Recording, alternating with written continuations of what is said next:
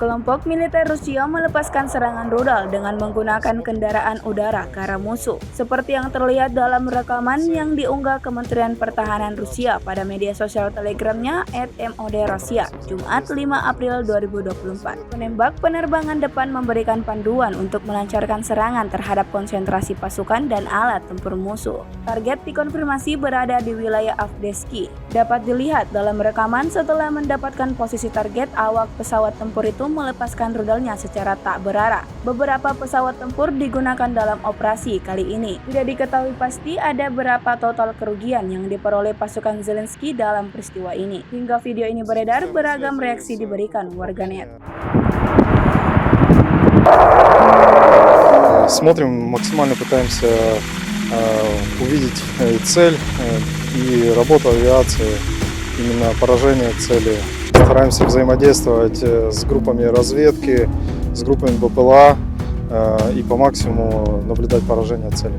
Так скажем, мобильный командный пункт, потому что мы сегодня ассистируем, вместе друг другу помогаем, потому что один пытается наблюдать, контролировать воздушную обстановку, чтобы никакого противодействия авиации не было, и максимально стараемся обеспечить легкую работу летчикам в воздухе.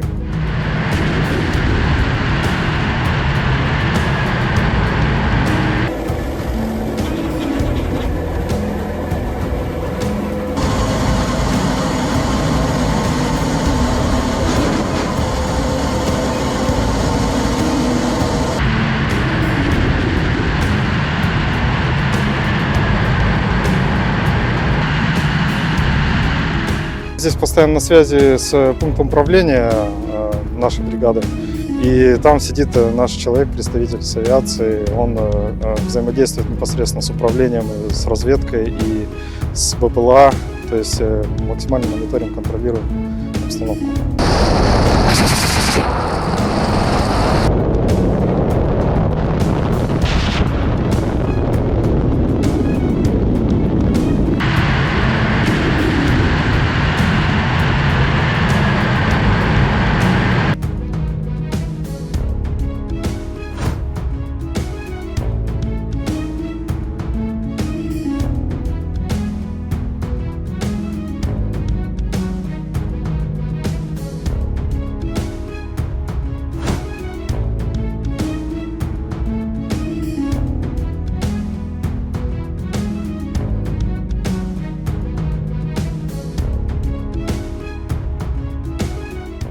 Download Tribun X sekarang, menghadirkan lokal menjadi Indonesia.